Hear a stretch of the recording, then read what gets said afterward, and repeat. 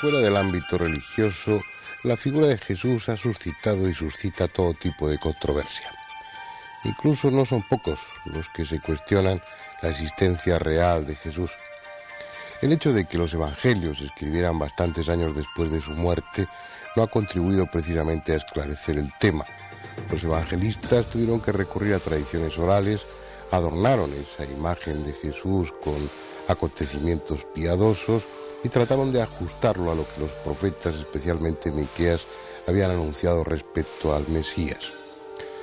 Todo eso hace que la figura de Jesús no esté perfectamente definida, que haya muchas lagunas, muchos aspectos oscuros. Sin embargo, hay un objeto, una tela, que parece refrendar punto por punto lo que los evangelios dicen respecto a su pasión y muerte.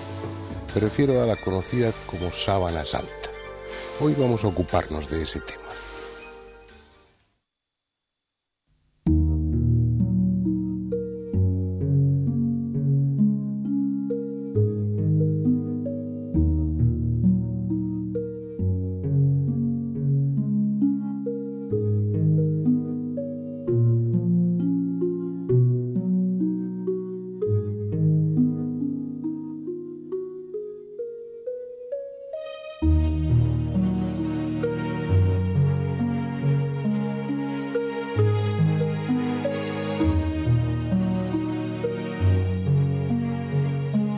Por estas tierras anduvo hace más de 2000 años un hombre singular.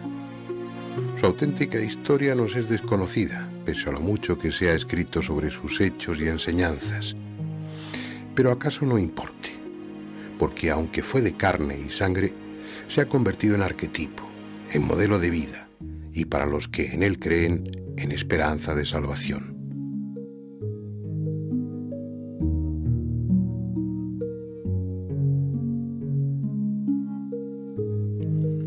Por lo que nos han contado, sabemos que nació en Nazaret y que murió aquí, en Jerusalén, cuando Poncio Pilato era el procurador de Judea. 20 siglos es mucho tiempo. La Jerusalén que ahora recorren peregrinos y turistas poco tiene que ver con la que conoció Jesús.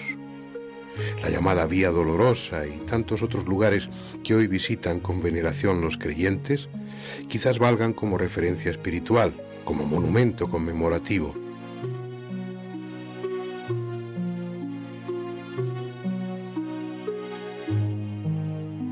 Pero la verdad, el auténtico escenario donde transcurrió la última parte de la vida de aquel hombre, está muchos metros por debajo de las calles actuales.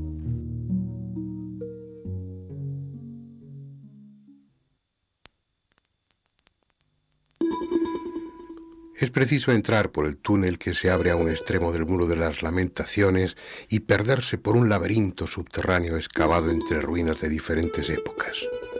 Túneles sombríos que tan pronto rodean la pared de piedra de una construcción templaria como se abren paso entre lo que fueron tiendas y almacenes.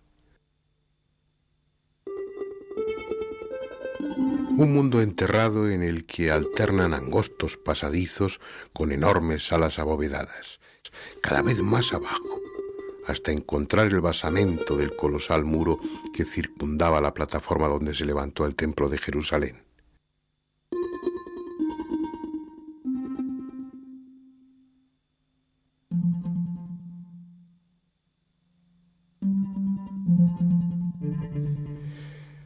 Y luego, en la parte más profunda, un trozo del pavimento original al descubierto. Algunas de las losas que, con toda seguridad, pisó Jesús en un momento u otro de su vida. Tal vez esas losas sean los únicos objetos que se conservan que estuvieron en contacto físico con él. Solo tal vez, porque en una capilla a 2800 kilómetros de aquí se venera una desconcertante tela que, según todo parece señalar, envolvió su cuerpo y ha guardado, nadie sabe cómo, cada detalle de la atroz tortura y de la ignominiosa muerte que, según la tradición, sufrió. Hoy se la conoce como la Sábana Santa. Mide 4 metros y 30 centímetros de largo por 1,10 metros de ancho. Y para muchos no hay duda de que se trata del sudario que envolvió el cuerpo de Jesús en su tumba.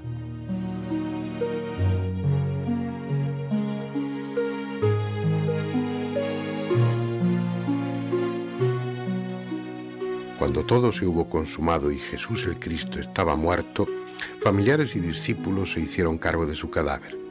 Lo desclavaron de la cruz y con toda precaución lo descolgaron para trasladarlo a una tumba nueva que José de Arimatea había hecho excavar en la roca junto a otras tumbas.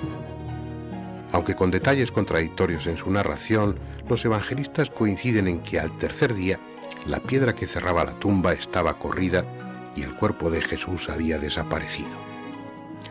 En el interior solo quedaba la tela que había servido de sudario. Es comprensible que el lienzo fuese recogido por personas allegadas al maestro y conservado como un objeto de veneración. Sin embargo, de ser este que se conserva en Turín, lo cierto es que hasta el siglo XIV no hubo certeza de su existencia. Lo que sí hay son testimonios e indicios que permiten deducir qué camino siguió desde Jerusalén hasta su actual emplazamiento. Según algunas referencias bastante verosímiles, en el siglo VI se conservaba un sudario similar en Edesa, en la actual Turquía. De allí pasó a Constantinopla, la capital, donde algunos peregrinos la sitúan en el siglo X.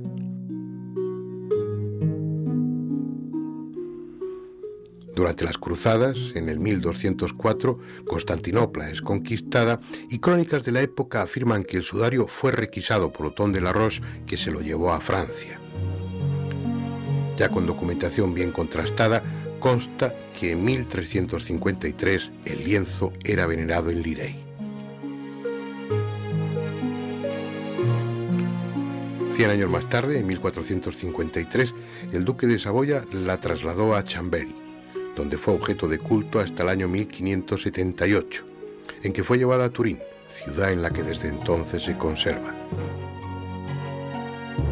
Pero hora es ya de entrar a considerar lo que este lienzo tiene de extraordinario. Para los fieles, el principal punto de interés es que en la tela aparece impresa, aunque sea de una forma un tanto indefinida, la figura de un hombre, supuestamente de Jesús, de cuerpo entero y tanto de frente como de espaldas.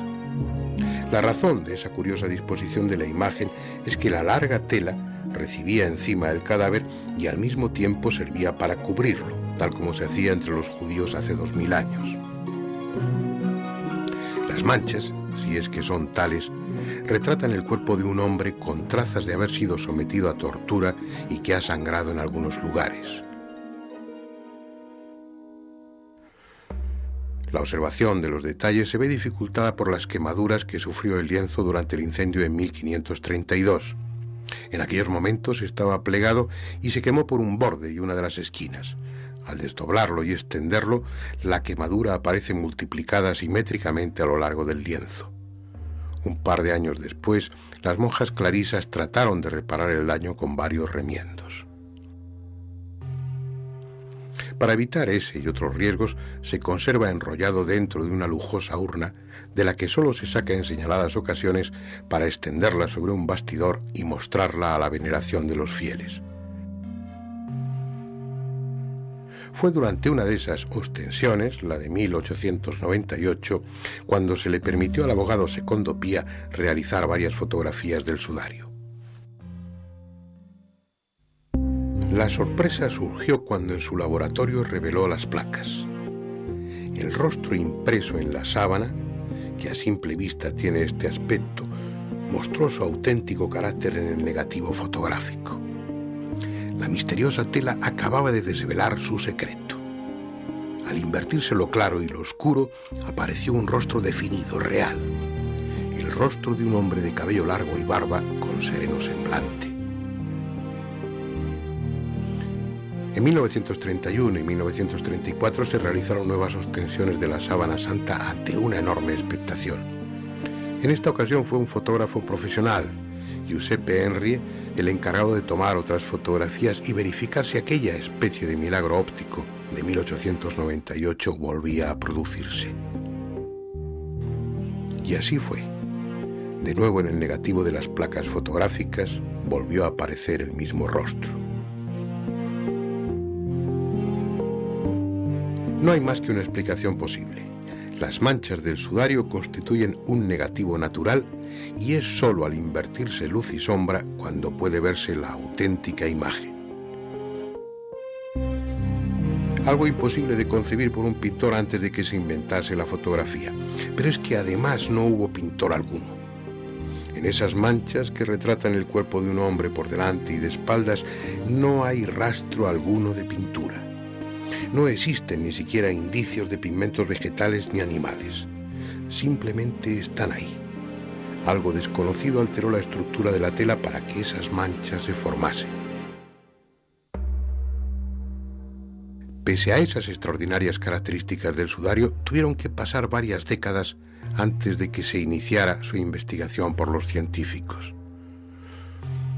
Primero fueron las fotografías en color, con luz ultravioleta y con luz infrarroja, realizadas en 1969, y luego la toma de muestras del tejido y de los residuos adheridos a él en 1973.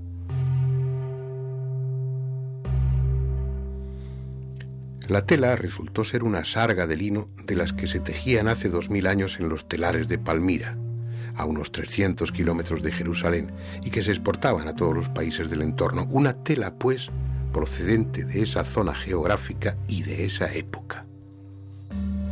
Por su parte, las muestras de residuos tomadas de la sábana por el profesor Max Frey de la Universidad de Zúrich revelaron que en ella había granos de polen de los diferentes lugares por los que históricamente había pasado, pero también otros correspondientes a Constantinopla, lo que venía a confirmar la tradición.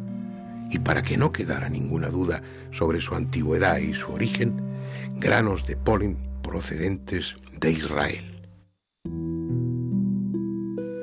El mismo tipo de polen que se ha encontrado en los estratos sedimentarios de este lago, el de Genezaret, al que muchos llaman también Mar de Galilea. Alguien que murió hace 20 siglos en esta parte del mundo fue envuelto con ese sudario que ahora se venera en Turín.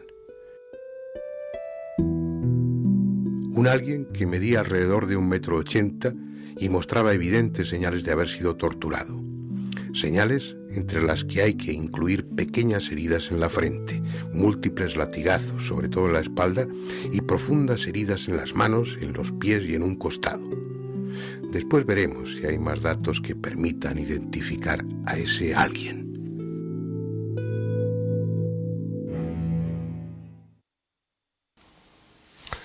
Y una de las primeras cosas que llama la atención es cómo la sábana santa aglutina o convoca en torno a ella personas de las más diversas profesiones, de las más diversas procedencias. Eso lo vamos a ver aquí con nuestros invitados de esta noche. Julio Marbizón es meteorólogo, el hombre del tiempo del Canal Sur, un querido amigo desde hace muchos años, que en un momento determinado se sintió enganchado por la Sábana Santa. Hay un libro suyo, La Sábana Santa, milagrosa falsificación, entre interrogación, que lleva a pronunciar no sé cuántas conferencias sobre el tema. Él es un experto en los temas raros que aquí tratamos. Hace muchos años que nos conocemos por su vinculación con la parapsicología, con el fenómeno ovni, temas que ha estudiado siempre con rigor. ¿Qué fue lo que te enganchó a la Sábana Santa? Pues mira, me enganchó una emisión de televisión el 23 de noviembre de 1973, en que se hizo una especie de ostensión televisiva casi, no digo en toda Europa, pero sí en muchas televisiones de Europa, y a mí aquella vez pues me encontré la Sábana Santa y me enganchó completamente. A partir de ahí empecé a interesarme por la Sábana Santa. Nuestro siguiente invitado, Jorge Manuel Rodríguez Almenar, es abogado, es profesor de Derecho Civil en la Universidad de aquí de Valencia y es vicepresidente primero del Centro Español de Sindonología. Entonces, un ingeniero industrial, un abogado. ¿Qué fue lo que a ti te llamó la atención para engancharte con la Sábana Santa? Pues yo tendría que decir que probablemente, y eso es curioso, fue un programa suyo. En 1978, si no recuerdo mal, sería por entonces, y la verdad es que me quedé sorprendido de que existiendo una cosa así no se conociera más. Y a partir de ahí pues fui leyendo libros y al final pues nos hemos metido en una aventura que es pues contactar con los investigadores, estudiar el tema a fondo y sobre todo intentar que se hable de él con rigor, porque a veces no siempre eso es común, ¿no? No siempre se habla con rigor. No, desgraciadamente se habla o a favor o en contra, muchas veces sin rigor, y es lo que hace que este tema, no se sabe por qué, se tome un poco a rechufla cuando en realidad es un problema científico. Y desde ese punto de vista lo planteamos en la asociación nuestra, que es el Centro Español de Sindonología. Bueno, y desde la perspectiva lo vamos a contemplar hoy, y también desde la perspectiva afectiva, ¿por qué no? Y desde la perspectiva médica, porque nuestro siguiente invitado, José Delfín Villalain Blanco, pues también es amigo de hace muchos años, médico, forense, catedrático de Medicina Legal también en la Universidad aquí de Valencia, secretario de la Facultad de Medicina de Valencia y también vinculado a la Sábana Santa. ¿Cómo y por qué? En mi caso, claramente, una deformación profesional a través de los estudios médico-legales y forenses. Al fin y al cabo es una imagen de un sujeto torturado, sometido a múltiples vejaciones y además con toda la trascendencia que tiene como reliquia arqueológica y como elemento venerable, pues mucho más atractivo, naturalmente, y entonces el estudiarlo desde el punto de vista forense creo que es algo tan apasionante que lo engancha a uno absolutamente. Y Andrés Averasturi, yo no sé si la Sábana Santa te ha enganchado a ti, te ha llamado la atención, es uno de esos enigmas que te atraen o no. Todos los invitados a través de la televisión, pero a mí me dejó absolutamente desazonado. Estuve 5 noches sin dormir, se me aparecía la Sábana Santa por todos sitios. Me produjo una impresión brutal y me dio mucho miedo, ¿no? Al principio me dio mucho miedo. Me pareció una imagen espeluznante lo que se veía allí. Bien, vamos a entrar en el tema. Hace unos momentos estábamos comentando que tal vez por afinidad con la figura que hay en la Sábana Santa, y con todo el respeto, los 4 que estamos aquí tenemos barba, ¿eh? ¿Ha sido pura casualidad o os habéis dejado la barba para venir a este programa? Todos tenemos barba, pero somos 5, Oye, me llama la atención lo del Centro de Sindonología.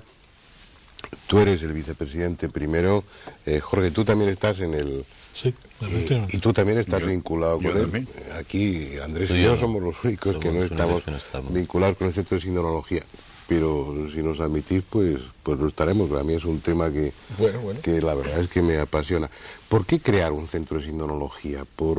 ¿Cuándo se crea? ¿Qué es lo que os lleva a poner eso en marcha? Pues, hombre, es un poco lo que decía antes. El tema de la Sábana Santa está, yo creo que permanentemente en los medios de comunicación. Lo que ocurre es que la documentación que existe muchas veces no está al alcance de quien hace el programa, ¿no? Y muchas veces se dicen exageraciones, pero ya digo, tanto a favor como en contra.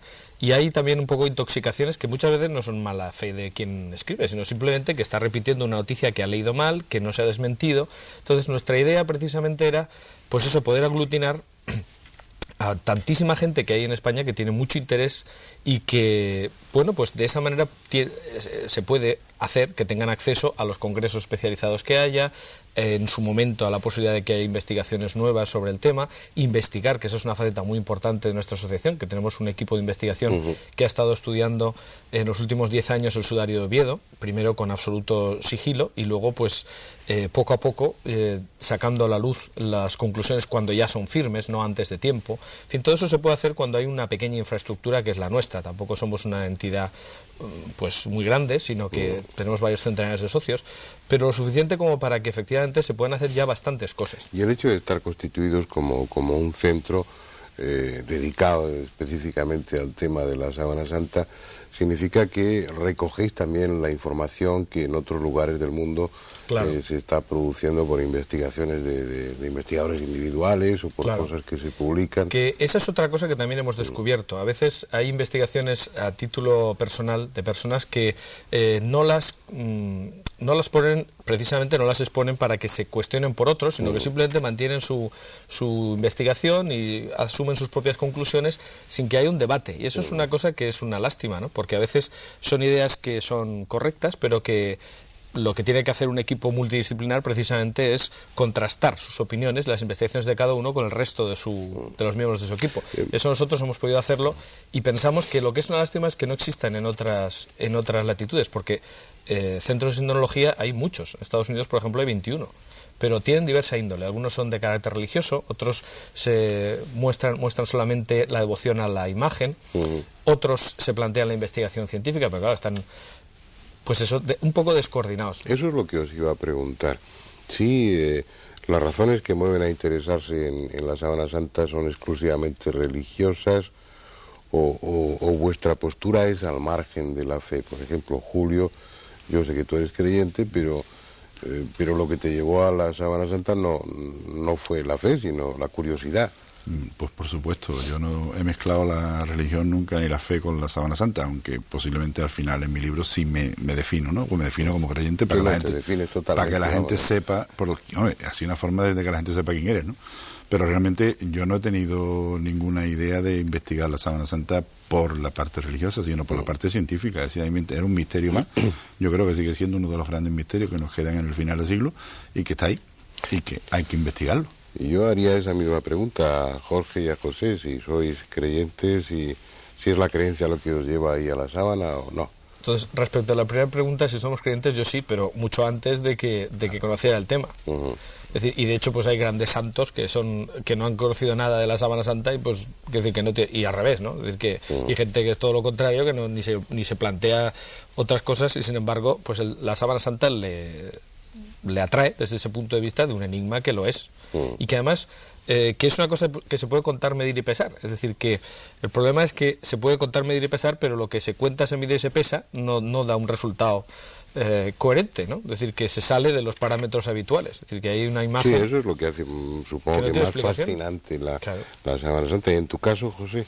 Yo me atrevería a insistir dentro de la misma línea en algo parecido, porque evidentemente la sábana, en tanto en cuanto pudo, ¿no? Con todas las reservas, ser el sudario de Jesucristo, ayuda a conocer a Jesucristo y por lo tanto también al hombre de fe pues le ayuda a mejorar su fe y ampliarla. Pero es que aunque se demostrase que no fueran el sudario de Jesucristo, sería un objeto igualmente apasionante. Y de hecho lo estudian personas agnósticas y personas muy religiosas y personas medianamente religiosas. De hecho, ahí está la historia de la sábana que la transformó. Yo me atrevería a plantearlo desde un punto de vista más estricto como el objeto arqueológico más estudiado de todos los que hay me atrevería a decir, sobre la Tierra en el momento actual. Quiere decirse que unos por religión, otros por ciencia, otros por curiosidad, todos acabamos enganchados en el tema, ¿no? Me parece que he estudiado, pero con unos resultados siempre muy contradictorios, ¿no? No Pregunto. Yo no diría que esos resultados son contradictorios, porque las diferencias que se encuentran entre los autores son cuestiones muchas veces puramente de matiz que se exageran adrede en función de la ideología de cada cual, a favor o en contra. Y yo creo que muchas veces se crean falsas controversias.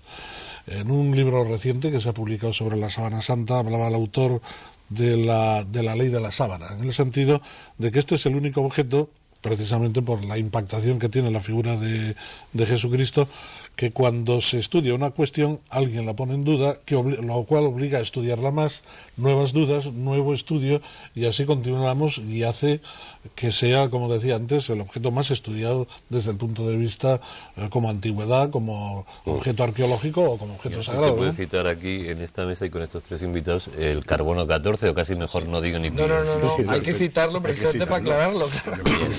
Pues la verdad es que a mí se me cayó el alma a los pies cuando leí los resultados. Yo tengo que decir que a mí me creó un problema media hora. Y luego sí, lo siento, pero es así. Me creó un problema porque... Explica un poquito lo que es la prueba, porque seguramente los telespectadores tampoco están... Sí, bueno, pues es un método que se utiliza en arqueología con bastante exactitud, tal como están precisamente de avanzado el método actual.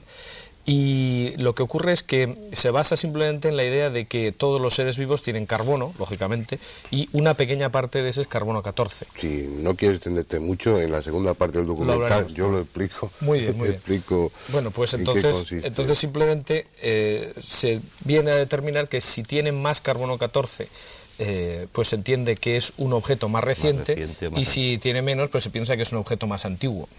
El problema es que la determinación con carbono 14 es, como digo, muy exacta, que es lo primero que he dicho, pero siempre y cuando la muestra tenga unas condiciones. Es decir, por ejemplo, datar los manuscritos del Mar Muerto pues era muy sencillo porque estaban pues 2000 años metidos dentro de una tinaja sin que nadie lo tocara.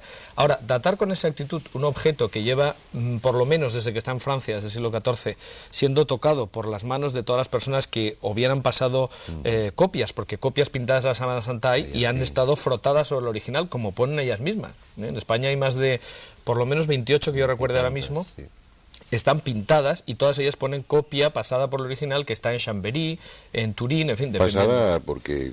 pasada y frotada, a veces frotada. ¿Por qué frotada? Porque se impregne del carácter sagrado. Exactamente. Un problema de fe, fundamentalmente. Claro, claro. Es decir, nadie se ha planteado la Sábana Santa hasta hoy día como un problema científico hasta que ha sido posible. Hasta ahora se planteaba como un problema. La prueba del carbono nos dice que es de unos de 1200. Eso es lo que iba a decir yo, y si no Julio también puede. Tiene carbono 14, la muestra analizada, equivalente a un lienzo del siglo XIII. Ahora bien, ¿por qué tiene ese carbono 14? Pues eso es lo que hay que ver. Si nosotros nos preocupamos, por ejemplo, en leer el informe científico, no la rueda de prensa que dio el cardenal de Turín, porque claro, aquí hay que distinguir. El cardenal de Turín, cuando le recibió un telegrama diciendo fecha tal, se lanzó a dar una rueda de prensa diciendo, pues es del siglo XIV, nos da igual, la fe no se basa en esto y tal, pero es que ese no era el problema. Entonces, si uno lee el informe científico que se publicó en la revista Nature, que se publicó después, y uno lee que en la propia prueba del carbono 14, cuando se habla del grado de congruencia de los resultados entre los tres laboratorios, se ve que no llega al 5%, si uno se plantea pues simplemente consultar a quienes hacen pruebas de carbono 14, encontrará, para nuestra sorpresa, la respuesta de eso quiere decir que esta muestra está tan contaminada que la datación no sirve. Pero esto lo dicen quienes hacen dataciones con carbono 14, pero esto no ha trascendido a la opinión pública, porque se han quedado con la rueda de prensa del cardenal de Turín. De todas formas, tuvo que ser un jarro de agua fría en un principio. Tú dices a la media hora, pues ya te quedaste sí, porque tranquilo. empecé a ver cosas que no encajaban si fuera de la Edad Media. Pero es que a mí también me llamó la atención cuando se publicó esos resultados, porque ¿cómo un resultado va a invalidar el resto de la investigación? Si de acuerdo con las características de la tela, pues parece que es era de Palmira y de la época correspondiente, si de acuerdo con lo que hizo Max Frey, el palinólogo, pues allá hay muestras de ahí, hay polen procedente de los diferentes lugares por los que ha pasado la Sábana Santa. Sí hay toda esa serie de características, aparte de las que luego iremos comentando, ¿no? de la imposibilidad de hacer artificialmente o de hacer un retrato de esas características, como una sola prueba va a tirar por tierra todas las demás. Hay una incongruencia ahí. En la ciencia nunca hay más de 300 pruebas a favor de la Sábana Santa y una en contra, que es el carbono 14. Y yo creo que ningún científico tira 300 pruebas, grosso modo, a favor porque una diga lo contrario. Lo que hace es seguir investigando, ¿no? Julio, cuando... Pues mira, yo esperaba que saliera eso, precisamente. O sea, yo precisamente no me extrañó mucho y temía que saliera eso, o esperaba que saliera. Porque hay que saber que hasta incluso hay intentos anteriores del carbono 14, como por ejemplo el profesor Libby se le pide que lo haga. El profesor Libby, premio Nobel por haber descubierto el sistema de datación del carbono 14, se niega a hacer la prueba del carbono 14 porque dice que no es capaz de limpiarla. O sea que si un premio Nobel, inventor del sistema, ya pone ciertas dudas y ciertos problemas para hacer una datación del carbono 14, después más. Y hay muchas más cosas que habría que discutir sobre los laboratorios, sobre los sistemas, cómo se eliminaron 4 laboratorios que tenían sistemas no destructivos y se escogieron a 3 laboratorios que tenían sistemas destructivos, que tenían además el mismo sistema de datación, con lo cual si ese sistema tiene un error, los 3 van a cometer el mismo error. Una serie de cosas que habría que ver por qué se ha cejado tanto. ¿Pero por qué, José, que tú no estás...? Sí, perdona. Iba a añadir una cosa, que es que curiosamente el laboratorio que da 150 años más de antigüedad es el que utiliza un método de limpieza ligeramente más fuerte que los demás, lo cual parece indicar que efectivamente por ahí pueden ir los tiros, ¿no? Que era además lo que se había dicho que podía ocurrir. Lo que le iba a plantear, José, que lo puedo plantear a cualquiera de vosotros, es que un objeto de esas características mueve intereses de muy variada índole. Y hay mucha gente empeñada en que eso no tenga ese carácter milagroso o fuera de lo normal o fuera de lo natural, ¿no? Y de hecho se vio inmediatamente en las reacciones de determinada prensa o de determinados sectores, unos tocando a rebato y otros silenciando la noticia o matizándola y dando explicaciones, pero volvemos a lo mismo, porque detrás está, pues no sé, la figura de Jesús, que impacta mucho a unos por positivo y a otros por negativo. Yo estaba pensando, cuando preguntaste por la reacción, que yo no tuve ninguna reacción, porque no me dejó la medicina. Recuerdo que estaba por la calle, entré en un bar cuando dieron la noticia y allí salía el cardenal, la noticia y tal, y estaba escuchando la televisión y de repente una señora que estaba al lado se desmayó, se desvaneció como consecuencia de la noticia, tuve que atenderla médicamente y entonces eso hizo que reflexionara el día siguiente sobre lo que había oído y a mí no me impactó en absoluto porque no me dejó la medicina, ¿no? No, pero fíjate, es verdad, y además esto es un ejemplo, es decir, que tantos intereses hay en silenciar o en decir esto es falso como seguramente hay en decir que es cierto. Entonces, esa es la duda. A mí cuando ya empecé a enterarme, os digo la impresión, el santo prepucio, el santo no sé qué, entonces es cuando se te cae el alma a los pies. Aquí todo es santo, todo el mundo tiene un trozo de algo, todo el mundo guarda cosas, entonces es cuando empiezas a dudar muy seriamente de casi todo, ¿no? Y ese es un poco el problema que se nos plantea. Pero puedo contestar, ¿verdad? Bueno, imagínate. No esperéis a que yo pregunte, no. Iba a decir porque efectivamente eso es lo que se plantea a mucha gente. Claro, pero el problema está en que el punto de vista del siglo XX es totalmente distinto del de los siglos anteriores. Es decir, yo tengo, un criterio que me ha servido hasta ahora bastante bien en mi vida y creo que me seguirá sirviendo, que es que no hablar más que de lo que está estudiado. Es decir, que existan en distintos pueblos de España o del mundo reliquias que pueden ser algunas inverosímiles, pues, o sobre todo que se transmitan como reliquias inverosímiles, pues puede originar que si uno no sabe más que eso, diga, ¡hala, qué barbaridad! Pero claro, no es lo mismo, no se puede poner con el mismo rasero, no se puede juzgar una cosa que está efectivamente estudiada y estudiadísima, que otra cosa que es que no ha salido de un cajón y que a lo mejor se mantiene pues a saber por qué. Yo pondría un ejemplo que nos viene muy cerca, ya que estamos ahora mismo en Valencia, que es precisamente el de Liria. El San Miguel de Liria, pues San Miguel tiene una devoción enorme, ¿no? Entonces ahí se conserva un ala de la pluma del arcángel San Miguel, ¿no? Entonces uno dice, ¡hala, qué barbaridad! Bueno, pues si uno pregunta en Liria, todo el mundo sabe que es un ala, es una pluma del ala de una imagen del siglo medieval que efectivamente se destruyó, creo que en la Guerra Civil, y entonces queda una pluma metálica. Esto luego se ha transmitido fuera como que hay una pluma del ala del propio arcángel, y claro, eso es una barbaridad. La gente dice, ¡qué tontería! Pero la transmisión ahora. Claro, exactamente. Eso pasa muchas veces. Sí, yo me permitiría, hay otro ejemplo, cuando estuvimos estudiando el sudario de Oviedo, que es la reliquia complementaria de esta. ¿Por qué es complementaria? Ya ha salido un par de veces. Sí, cuando me parece que es en el Evangelio de San Juan, en el capítulo 20, cuando se le comunica que no está el Señor en la tumba, Juan y Pedro salen corriendo, Juan llega primero, Pedro después, entran y ven los lienzos aplanados en el suelo y el sudario que había estado sobre su cabeza enrollado aparte.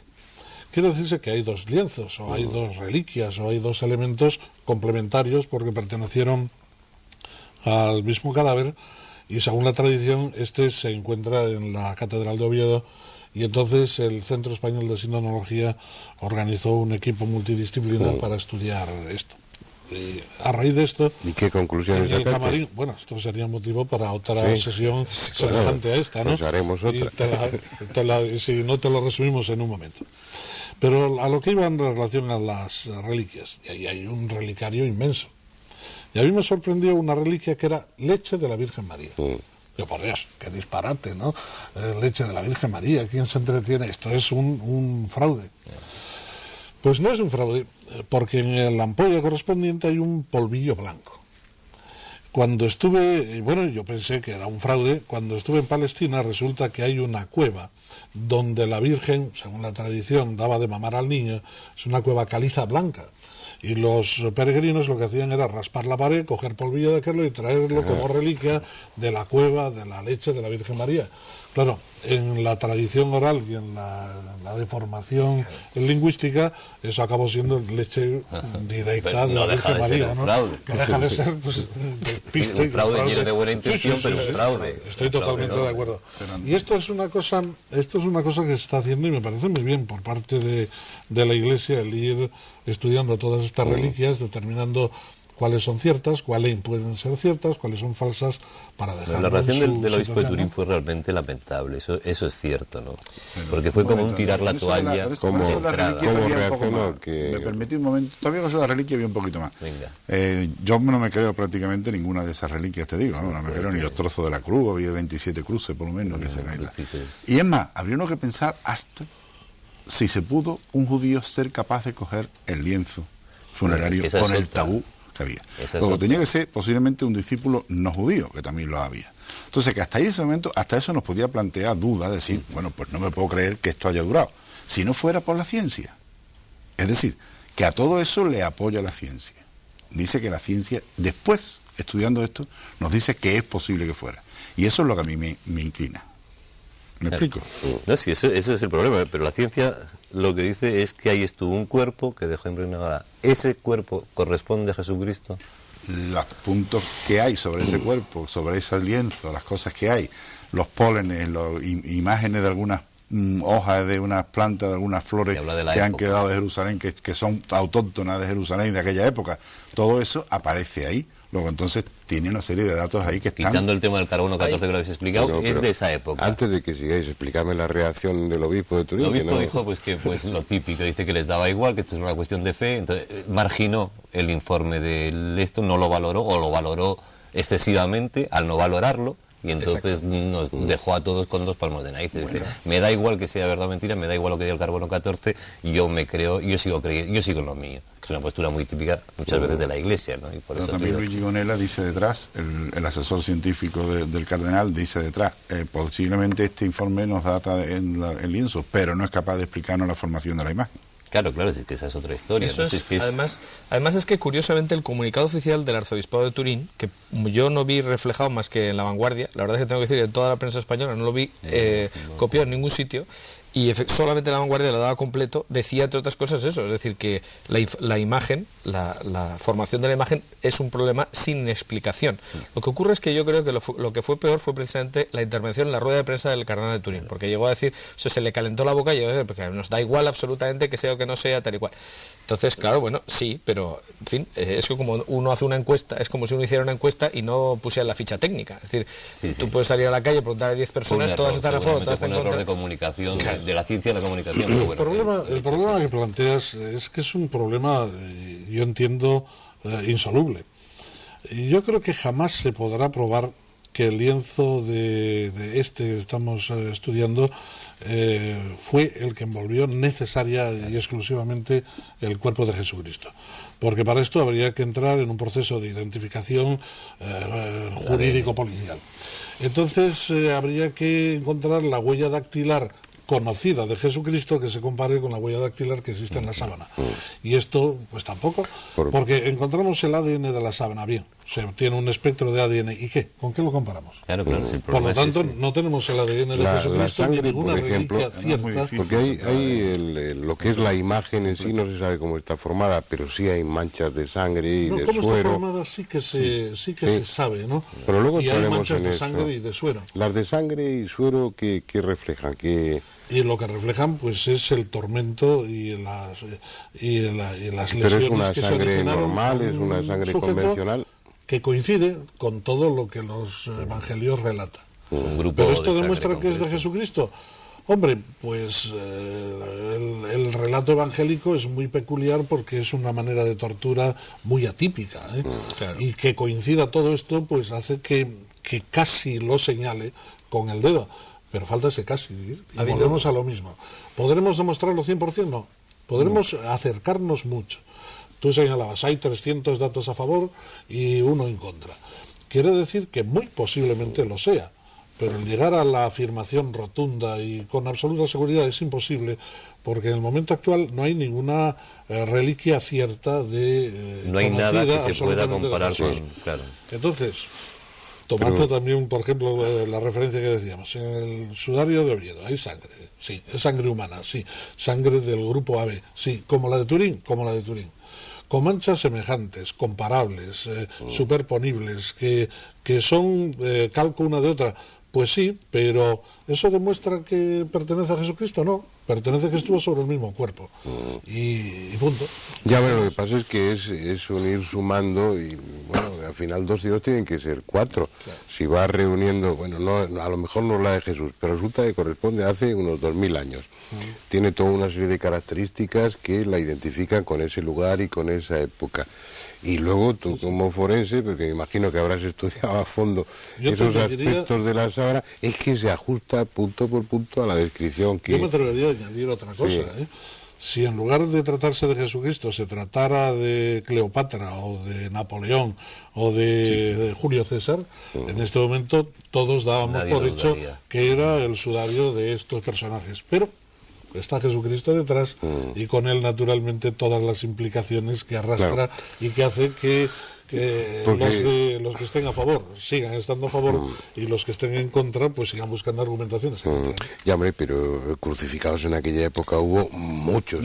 Pero que fueran coronados de espina, que recibieran pues todo ese trato que según los evangelistas recibió Jesús, es ir sumando y vas, es como haces con una huella dactilar, vas reuniendo elementos hasta que... Eso se ha calculado estadísticamente, quiero decir que no es una prueba científica absoluta, porque precisamente falta otro referente que pudiera darse. Pero lo que sí que se ha hecho, y además es que lo hizo Bruno Barberis, que es el presidente del Centro Internacional de Sindonología de Turín, que es matemático, es hacer un cálculo de probabilidades diciendo, vamos a ver, hay una serie de características que salen aquí, ¿en qué posibilidad hay de que se dieran en otro crucificado? Porque efectivamente hubo pues miles de crucificados. Además, al final de la época, de los romanos empiezan a crucificar gente en Jerusalén y bueno, se quedan solos, ¿no?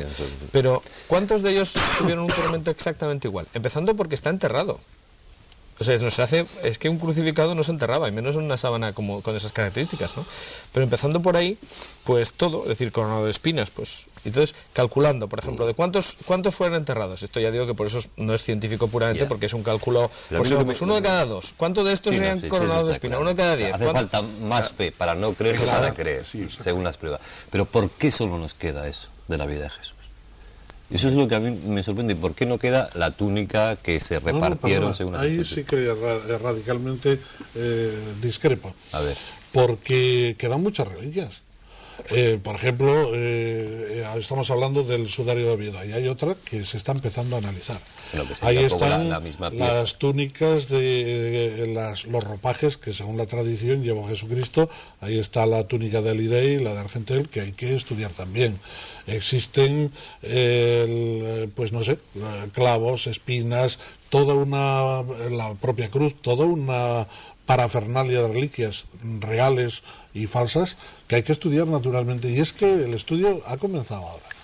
Y lógicamente para conocer la personalidad de Jesucristo tampoco deberíamos de limitarnos solo a la... No, yo esto es al margen de la fe de cada uno, más, eso ¿no? Está claro, ¿no? Que decir que aquí nadie se cuestiona lo que se crea cada uno y todo lo demás, sino simplemente el hecho científico, digamos, de la sábana, ¿no? Que verdaderamente es que es demasiado impresionante para creértelo. Y yo lo reconozco así, es decir, a mí me cuesta creérmelo por lo fuerte que me resulta, por lo impactante que resulta, ¿no? Esa figura de 1,90 teóricamente, ¿no? Un poquito menos. Bastante menos. Bastante. ¿Cuánto medía? Por eso yo titulo el libro como título. Si es una falsificación es más milagrosa que si es de verdad. Es más difícil hacer la falsificación que sea. Mucho más difícil hacerlo. Hay, precisamente sobre la altura... Sí, hay muchos datos, vamos. No, iba a decir que hay diversas medidas. Esto es una cosa que a veces, como no hay tiempo de explicarlo muchas veces, la gente dice, pues no es posible que tengas altura y tal, o la parte de detrás es más corta, o sea, la impronta de la huella de la parte posterior del cuerpo es más corta que la de delante y tal. Hay que tener en cuenta que precisamente lo que no es una figura colgada y con una tela extendida, como se muestra. Es decir, que en realidad es un cuerpo que está con forma de 4. lógicamente hay una serie de deformaciones que tiene la proyección de la imagen sobre un plano, que cuando tú estiras la tela, pues evidentemente crece. Entonces se producen deformaciones. O sea, hay cosas tan curiosas como que gente diga, pues es que es falso porque tiene los brazos muy largos. Oiga, colóquese usted en la posición en que está el cuerpo, ve usted que los brazos llegan donde tienen que llegar. O sea, cosas así que son increíbles, pues a veces se dicen, se hacen descalificaciones sin ningún tipo de rigor. Sobre la medida entonces, bueno, pues no se sabe con absoluta exactitud. Esto es una de las cosas que yo propondría que se estudiara en serio, ¿no? Porque ha habido varios estudios, pero no son coincidentes, sí. Si a ustedes les parece bien y a nuestros invitados también, vamos a ver la segunda parte del documental. Nuestra búsqueda de lo más lejano está contribuyendo, paradójicamente, a un mejor conocimiento de lo cercano. La tecnología desarrollada para la exploración del espacio encuentra después multitud de aplicaciones en nuestra vida diaria.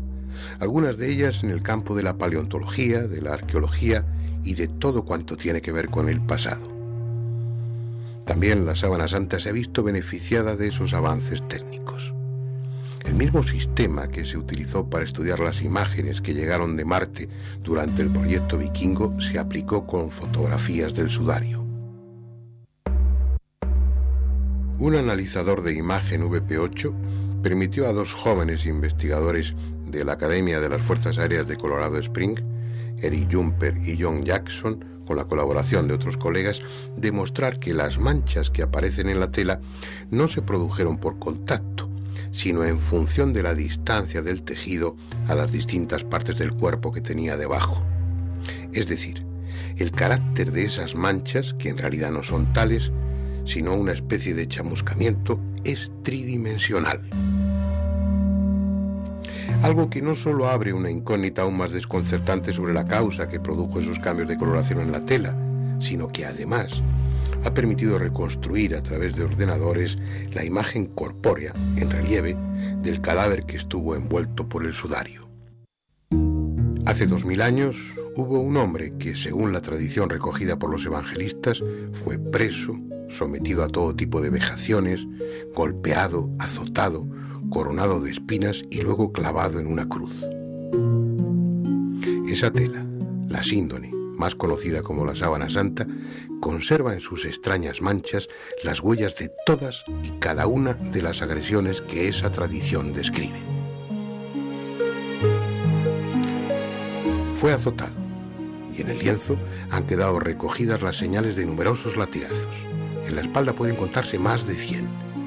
Tienen una forma peculiar, la que corresponde a los flagellum romanos de la época, terminados en 2 bolitas de plomo o de otro metal, con lo que también encajan a la perfección en la fecha en que los hechos se sitúan.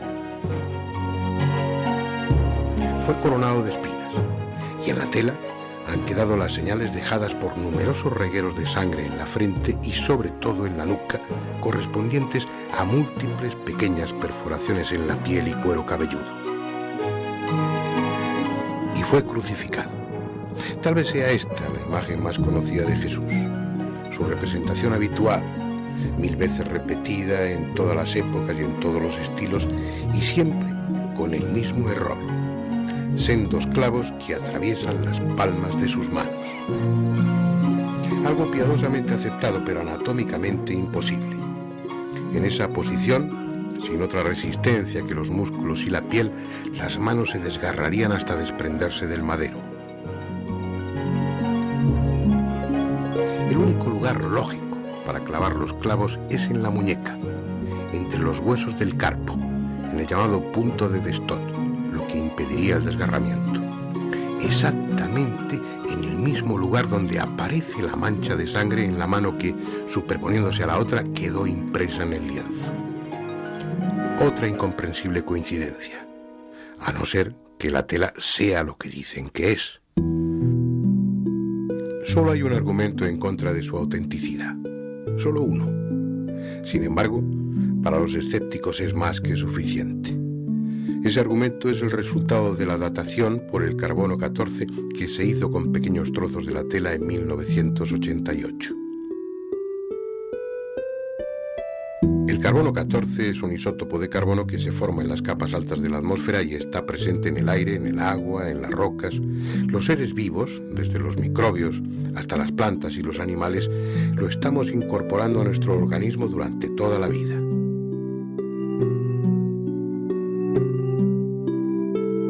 Hasta que morimos, o en el caso de las plantas, hasta que son cortadas o arrancadas. A partir de ese momento, el carbono 14 que el ser vivo había incorporado se va desintegrando para transformarse en carbono normal, en carbono 12. Como lo hace de una forma constante y progresiva, midiendo la cantidad de carbono 14 que contiene un resto orgánico, sea un hueso, un trozo de madera o una fibra vegetal, podemos saber cuánto tiempo ha transcurrido desde que dejó de estar vivo, desde que murió. Pues bien, la datación por el método del carbono 14 de las muestras cortadas de la Síndone en 1988, realizadas por 3 laboratorios diferentes bajo la coordinación del profesor Michael Titt en el Centro de la Fotografía, ante la fachada del Museo Británico, arrojó el sorprendente resultado de que tales muestras analizadas pertenecen al siglo XIV. En otras palabras, de acuerdo a su contenido de carbono 14, la llamada sábana santa tiene poco más de 600 años de antigüedad.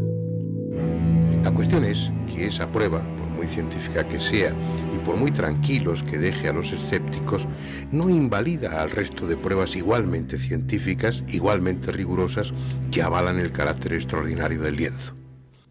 Es posible que alguien en el siglo XIV mandase tejer una sarga de lino al modo que se hacía en Palmira 1400 años antes. Es posible que convenciera a un hombre para que se prestase a ser azotado con látigos de la época romana, a que fuese coronado de espinas, clavado en las manos y en los pies, y que de propina recibiese un lanzazo en el costado. Señales todas que sin discusión posible recoge la sábana santa de Turín. Es posible también que 500 años antes de que se inventase la fotografía, encargase a un pintor que pintase un negativo fotográfico y que además lo hiciese sin pintura ni pinceles. Es posible, asimismo, que adelantándose a los conocimientos médicos de su siglo, distribuyese sangre arterial y venosa en la forma correcta en la tela. Es posible, porque la llamada sábana santa demuestra incuestionablemente que tales cosas sucedieron, hace 2000 años o hace 600. Si fue hace 2000 años, todo encaja con la pasión y muerte de un hombre llamado Jesús. Si fue hace 600 años, es que existió otro personaje igualmente singular, del que no tenemos noticia, otro hombre que sufrió idéntica tortura y muerte y que una vez amortajado con ese sudario, emitió una energía, una radiación tan intensa y súbita que chamuscó las fibras superficiales de la tela respetando el resto. Y es que tal vez sea esa la clave que haga coherente la datación del carbono 14 con el resto de las pruebas. Al ir eliminando las posibles causas que habrían podido producir la imagen del lienzo, en este momento la única que prevalece es la de una energía no calorífica, emitida de dentro a afuera, que oxidó la celulosa del tejido y lo rejuveneció con un aporte masivo de neutrones. Las características de la imagen señalan que esa radiación procedió del cuerpo que estaba envuelto, que fue instantánea y que, para los más audaces de los investigadores, se produjo coincidiendo con la desaparición, desmaterialización o llámese como se quiera, de ese cuerpo. Nuestros conocimientos avanzan, nuestras técnicas se perfeccionan. Hasta ahora han permitido comprobar el carácter extraordinario del sudario.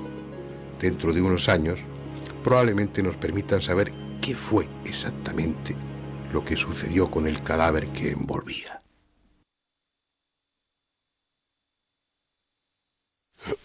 Bueno, continuemos con el coloquio. Hay aspectos.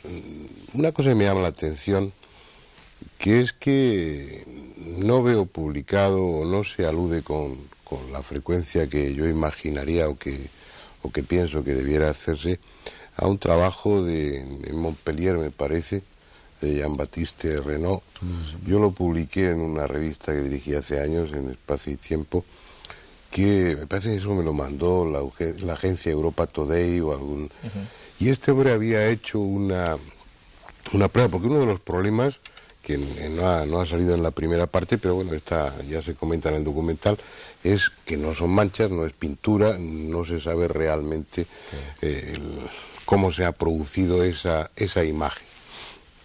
Entonces este hombre lo que hizo fue someter una tela a un bombardeo de radiación de protones y de neutrones.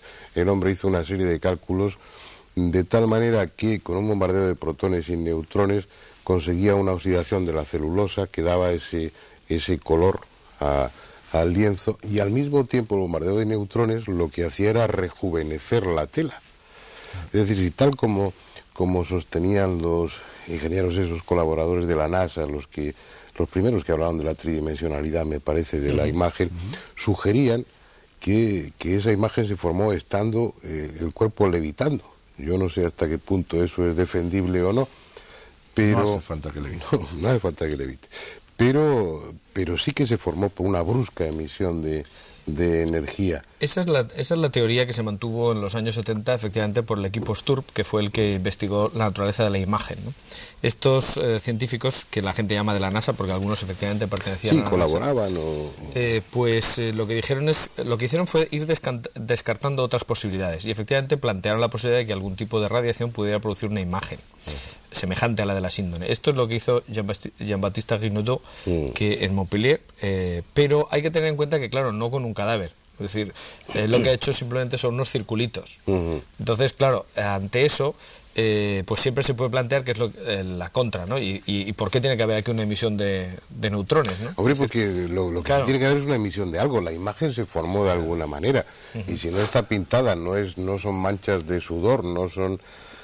no es. La tela está como tostada, da esa impresión. ¿Sí? La conclusión es que algo se produjo allí, debajo, dentro de esa tela, una emisión de algo que chamuscó o tostó la... Tú lo has dicho con toda llámalo como quieras. ¿Qué es lo que...? Chamuscamiento superficial... como si alguien hubiera... ¿Qué pasa? ¿Que ese cuerpo tenía una fiebre, soplete, ¿no? ¿Tenía fiebre muy alta el cuerpo? Pero tiene que ser una radiación puntiforme, enormemente intensa y con una serie de peculiaridades. Yo dejaría a los técnicos, porque eso ya trasciende de la medicina, pero una serie de particularidades, sobre todo determinadas por la finura del detalle de la imagen, que no la puede producir las radiaciones conocidas, por eso se van a las radiaciones atómicas o lo que sea. Cualquier foco que emite una radiación lo emite en todos los sentidos, y si produce una imagen va a ser una imagen difusa. Y sin embargo la imagen de la Sábana Santa tiene una precisión que con los tratamientos de imagen no solamente permite ver el cuerpo en relieve, sino los reguerillos de sangre, detalles en la piel levantada, las escoriaciones, con una precisión que ya quisiéramos muchas veces reproducir en la mesa de autopsias mediante la fotografía. Eso es lo que quiero saber, lo que opináis. De los científicos en ese momento, de los técnicos que la estudian, yo creo que es la correcta, ¿no? Puede ser una radiación desconocida para la ciencia, que quizá algún día conozcamos, que quizá algún día. Luego entonces no hay por qué asimilarla ni a protones ni a neutrones, sino algo para nosotros desconocido, precisamente porque no somos capaces de reproducirla. El problema porque es que en el momento que fuéramos capaces de reproducirla ya no sería desconocida. Toda la física actual se mueve en función de las 4 energías básicas conocidas. Y pues ninguna de ellas conocida por nosotros. Conocidas y que al nivel de la física actual, evidentemente. Y ninguna de ellas es capaz de producir ese chamuscamiento. Bueno, pues vengan físicos y explíquenmelo, porque yo no lo sé. No están aquí los físicos, pero sí estáis vosotros, a ver qué pensáis. Pues yo añadiría además otra cosa, y es que curiosamente, y esto es otro detalle que precisamente porque se ha publicado en inglés y en España se ha publicado poco, y en ello estamos nosotros, ¿no?, intentando que se haga, pues precisamente uno de los detalles que llama mucho la atención es que en algún sitio se pudo levantar costras de sangre que hay en la tela y se vio que debajo la degradación de la celulosa del lino, que es lo que forma la imagen, la impronta, pues no existe. Es decir, debajo de la sangre la tela está bien. Eso quiere decir que antes ha llegado la sangre a la tela que se ha producido la imagen. Eso es mucho más difícil y prácticamente para un falsificador lo haría imposible, ¿no? Es decir, aparte de que, y eso lo puede decir muy bien Delfín, pues hay sangre arterial donde tiene que ser sangre arterial, sangre venosa donde tiene que ser sangre venosa, y las heridas están como tienen que estar. Aparte de eso es que además estas han tenido que llegar a la tela antes de que se forme la imagen, porque han sido capa que ha impedido que ésta se forme sobre la tela en esos puntos. Es decir, que lo primero sí fueron las manchas reales físicas de contacto, de suero, de sangre, y después el fenómeno que produjo la imagen. Pero ¿qué fenómeno fue? Tendría que ser un fenómeno instantáneo, casi como una explosión, ¿no? Teóricamente. Algo instantáneo, por supuesto. Eso no fue una cosa que se fue haciendo día a día. Tiene que ser algo de décimas de segundo, o menos. ¿Por qué? El equivalente sería pues como un flash, muy intenso. ¿Pero por qué? De una energía desconocida hoy por hoy. ¿Por qué? También desconocido. Ojalá pudiera repetirse en el laboratorio. Pero digo que ¿por qué deducís, José, por qué deducís que tuvo que ser algo instantáneo, una especie de flash, y no un proceso que duró unas horas, por ejemplo? Hubiera afectado a fibras más profundas en la tela, cosa que no ocurre, puesto que el hilo de lino tiene entre 150 y 200 fibras de lino, y hay afectadas 3 fibras nada más, superficiales. Luego, entonces realmente hubiera afectado mucho más, hubiera penetrado mucho más, hubiera sido más penetrante, ¿no? Esto es algo instantáneo, un flash. ¿Qué? Y yo añadiría que... Venga, hombre. Si lo supiera, No, es que eso es una pregunta que no tiene respuesta, porque es que resulta que la ciencia... Yo no digo que me deis una respuesta es un problema metodológico. Es que resulta que la ciencia actual funciona a base de repetir el fenómeno. Esa es la base de la ciencia moderna, es decir, el método empírico. Si nosotros no somos capaces de reproducir el fenómeno, no podemos decir que se ha hecho así. Podemos estudiar las características de la imagen, que es lo que hicieron los americanos. Anuncio, señor que emita energía, que venga para prestarse. Claro, ese es el problema. Es decir, en estos 100 años que se viene estudiando la sábana santa, nadie, ni los que están a favor ni los que están en contra, han conseguido una imagen igual. Con lo cual nadie puede decir que se ha hecho así, porque nadie la ha hecho. Es decir, y el que lo diga, pues está haciendo una pirueta en el aire. Ya, hombre, lo que pasa, Jorge, lo que podamos opinar, Andrés, sí se puede decir. Andrés y yo, que tenemos un conocimiento superficial del tema, pues no es relevante, pero vosotros tres, que lleváis años y muchos, ¿tendréis alguna opinión? Hablo de opiniones, impresiones, sensaciones, llamarlo como queráis. Quizá la frase también sea de investigadores, ¿no? Stevenson y Haven en su libro lo dicen. Allí hubo un cuerpo al que le ocurrió algo extraordinario. Vale. Pero vamos a ver, entonces descartamos que eso ocurrió durante la muerte. Teóricamente tendría que ser durante la resurrección, ¿no? Sí, eso sí, ya nos metemos en el terreno nervioso. Ya empezamos. Claro, es que si no, ya empezamos. Claro, es que el aspecto sugestivo, Andrés, es que, por lo que han estudiado los forenses, entre ellos Delfín, es que retrata fielmente lo que se describe sobre la pasión y muerte de Jesús, pero si en esos evangelios se dice cuando llegaron no estaba el cuerpo, los lienzos estaban vacíos, entonces también sería lógico deducir que lo que produjo esa imagen pues fue lo que precedió, acompañó a la desmaterialización de ese cuerpo. Hay otra investigación. O al robo, si alguien se lo llevó. Hay otra investigación complementaria. No puede haber robo. No puede desmaterialización. No. Es que ¿qué le vamos a hacer? Si esa es la palabra, ¿qué le vamos a hacer? El tema es el siguiente. Hay un investigador, está discutido y se está investigando por ahí, que ha demostrado que en la parte de atrás del dorso las imágenes son unas imágenes que corresponden a la piel, a las lesiones de la piel. Pero en las imágenes delanteras no solamente se ve la imagen de la piel, sino que se ven algunos de los huesos de la mano y del cráneo. Y entonces ahora viene la interpretación, por ejemplo, de Jackson, del Sturp. Yo estoy transmitiendo algo en lo que no puedo ni opinar a favor ni en contra. Para que esto se produjera, en el momento de producirse el flash, la sábana, la parte de arriba que envolvía el cuerpo, tenía que estar cayendo a través del cuerpo y desplomándose al fondo, lo cual todavía hace más complicado y más misterioso el problema. Pero sí explicaría la levitación. Yo no me atrevo a decirlo, pero es una de las tesis que están circulando como una especie de tomografía, ¿no?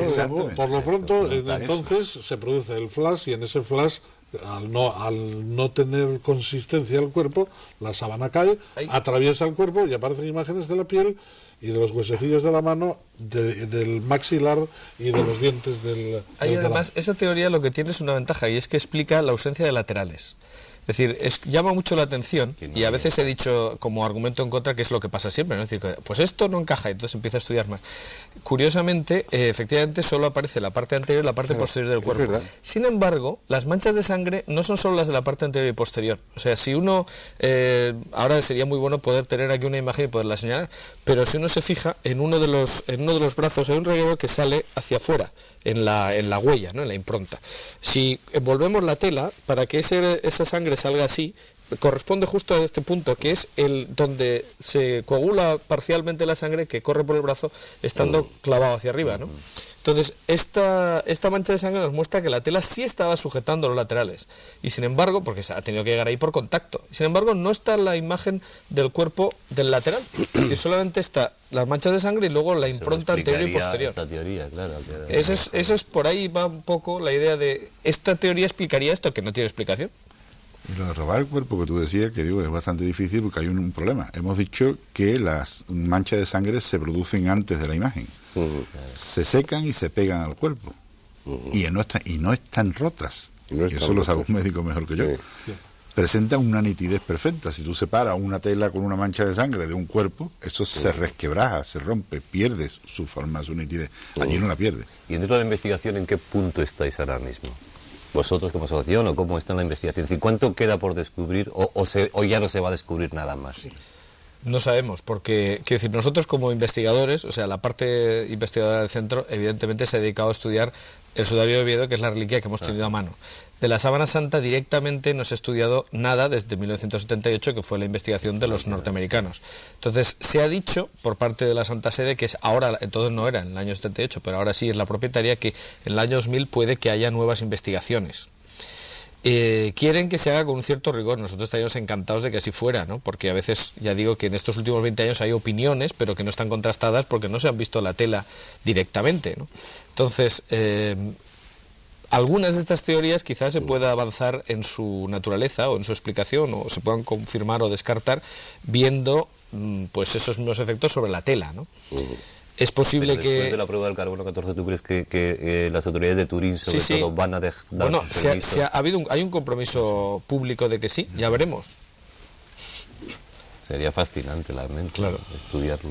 Bueno, de hecho, yo creo que podríamos adelantar que el Centro Español de Sindonología y el equipo que investiga el sudario de Oviedo va a presentar un proyecto de investigación a las autoridades de Turín, a ver si nos permiten acceder a la sábana. ¿En qué basáis eso? Uy, o sea, ¿qué tipo de investigación? Un programa muy complejo que va a dirigir el propio Jackson, el del STURP, y en el que habrá que volver a revisar todas estas cuestiones, tomar muestras y analizar los fenómenos, la imagen. Bueno, hay un campo inmenso todavía por realizar, ¿no? Sí. Pero ya veremos. Es decir, eso no depende de nosotros, ¿no? En principio yo soy optimista, porque antes en el interín, lo comentaba con Averasturi, la Iglesia muestra unos criterios muy abiertos al respecto, ¿no? En Oviedo, por ejemplo, nos han dado toda clase de facilidades, y el propio obispo ha dicho que a lo que salga y que lo publiquemos libremente, que no hay cortapisas y que naturalmente lo único que nos pide es que hagamos un trabajo serio y nada más. ¿El sudario de Oviedo responde a las mismas características por lo que lleváis estudiado que la sábana santa o no? Bueno, puede responder, y parece que sí, y ya al nivel que estamos, desde luego, no es solamente una casualidad, puede corresponder al mismo cuerpo, porque hay manchas que son superponibles. Lo que ocurre es que el sudario es lo que tiene que ser, es decir, es una tela que se utiliza para tapar la cabeza del ajusticiado. Inicialmente, etimológicamente, sudarión, que es la palabra que utiliza el evangelista, es paño para el sudor, por tanto de ahí viene, se dio como un pañuelo grande, pero se utilizaba también para cubrir la cabeza de los ajusticiados cuando estaba deformada. cosa que vemos todos los días que ocurre. Es decir, cuando hay alguien fusilado, muerto, siempre se le pone una tela en la cara. Pues eso justo es la función del sudario. Entonces sabemos que en el caso de Jesús sí existió esa tela, estaba para evitar que cayera sangre de la nariz y de la boca entre el traslado entre la cruz y el sepulcro. Una vez en el sepulcro, el sudario se quitaba, se dejaba enrollado en un sitio, dice el evangelista, ¿no? En otro sitio, pero no dentro de la sábana. Entonces lo que ocurre es que, claro, si es el mismo cuerpo el que ha producido las mismas manchas, algunas tienen que coincidir, no todas, porque sería prácticamente imposible, no es una fotocopia, ¿no? No hay imagen, porque la imagen se ha producido después en la sábana, Claro. pero sí que siguiendo los dobleces que el sudario sigue manteniendo, porque el lino, si no lo planchas, mantiene las arrugas, y además se ha tratado siempre con mucha veneración. Y yo creo que incluso con un poco de asco, porque algunas de estas cosas pueden haberse guardado simplemente porque se han guardado, es decir, porque no se pueden tirar. En la mentalidad hebrea la sangre contiene el alma, entonces tampoco se puede tirar, pero produce impureza. O sea, el problema que tendrían que tener los apóstoles con el caso de la sábana o del sudario debía ser terrible. ¿Qué hacer? Pero bueno, lo cierto es que la tela que está en Oviedo pues tiene unas características que corresponden con lo que dice la tradición, que es el sudario. Y algunas manchas son plenamente coincidentes, no pensábamos que estuvieran todas ni mucho menos, pero algunas, por ejemplo las de la zona de la nuca, que son, esto lo puede decir Delfín muy bien, que lo ha estudiado directamente, pues son absolutamente coincidentes, o sea, algo así como -2, todas las demás son exactamente del mismo tipo de sangre, la misma posición, el mismo tamaño, etcétera, etcétera. ¿Y la tela también tiene las mismas características o no? No, es una tela de lino, pero Más ligera. Un pañuelo y además burdo, ordinario, ¿no? Mientras que la sábana tiene es una sábana fina, muy bien elaborada. Estaba yo pensando a propósito de esto, que probablemente fue uno de los impactos más grandes que he recibido, y he recibido muchos a lo largo de mi vida profesional por razones obvias, porque cuando llegué a Oviedo a ver aquel trapo sucio, arrugado, unas manchas como de café con leche, esto es una mistificación burda del medieval, se tomaron unas muestras y yo, absolutamente descreído, entre comillas, me las llevo al laboratorio, monto al microscopio y lo primero que hago es encontrarme un rosario de hematíes, de glóbulos rojos, en el campo del microscopio. Recuerdo que se me erizó el pelo, el vello del cuerpo, recogí aquella muestra, la metí en la caja fuerte, cerré y dejé aquello 15 días porque a ver qué hacía, naturalmente. Un lienzo que tradicionalmente envolvió la cabeza de Jesucristo, que tenía sangre, por lo tanto, teóricamente podía ser de Jesucristo, tampoco podía tratarse de una manera así a la buena de Dios, ¿no? Y entonces, a raíz de pasados esos 15 días, se empezó ya con la investigación en serie y se pudo comprobar que era sangre humana, sangre del grupo AB, sangre que se emanó por la nariz y por la boca de un hombre que estuvo colgado alrededor de 1 hora, que luego estuvo de bruces aproximadamente otra hora, que tiene en la parte de atrás una serie de punturas lineales producidas con sangre de naturaleza vital, no post-mortem, etcétera, etcétera, de tal manera que llega un momento en que volvemos a la misma situación, concuerda, y además tanto en la imagen como en la morfología y localización de las manchas, vemos que concuerda con los relatos históricos, evangélicos, arqueológicos. También aparece polen de Palestina, que no sé qué pinta en Oviedo, toda una serie de datos que parecen apuntar en este sentido, ¿no? Incluso lo que se está ahora en el tema del sudario de Oviedo es estudiando la documentación histórica, que parecía que había simplemente relatos, lo que contó el obispo Pelayo, etcétera, o sea que lo que se conserva en la catedral, pero resulta que es que el investigador nuestro que está trabajando en ese tema se ha dedicado a bucear en un montón de bibliotecas que teóricamente tendrían que tener algo, y lo ha encontrado. Hay referencias no solamente en España, sino en Francia también, recogiendo el itinerario histórico, o sea, hasta el punto de que este resultado de su investigación no está presentado todavía, pero él nos ha dicho que es que ya no se puede hablar de tradición, o sea, hay una documentación riquísima y en muchos sitios, ¿no?, que hablan de la llegada del Arca de las Reliquias a España y entre ellas en los distintos enunciados, las listas que se hacen en el sudario, ¿no? Bueno, lamentablemente se nos ha terminado el tiempo. Como ustedes han visto, al margen de la fe o de la creencia, la Sábana Santa es un objeto apasionante, ¿no? Yo creo que habría tema para seguir hablando mucho más tiempo. Pero han salido a lo largo de este debate unas cuantas cosas que probablemente hagan que volvamos en otra ocasión a hablar del sudario de Oviedo, yo creo que también se lo merece, y de otras posibles sábanas santas, no tan verosímiles o tan fiables como estas que estamos mencionando, pero que bueno, que reflejan una tradición y que probablemente nos sirvan para situar históricamente mejor ese lienzo. Pues nada más, hasta la próxima semana, en la que estaremos de nuevo aquí con otro tema que espero que sea también de su interés. Gracias y hasta la próxima semana.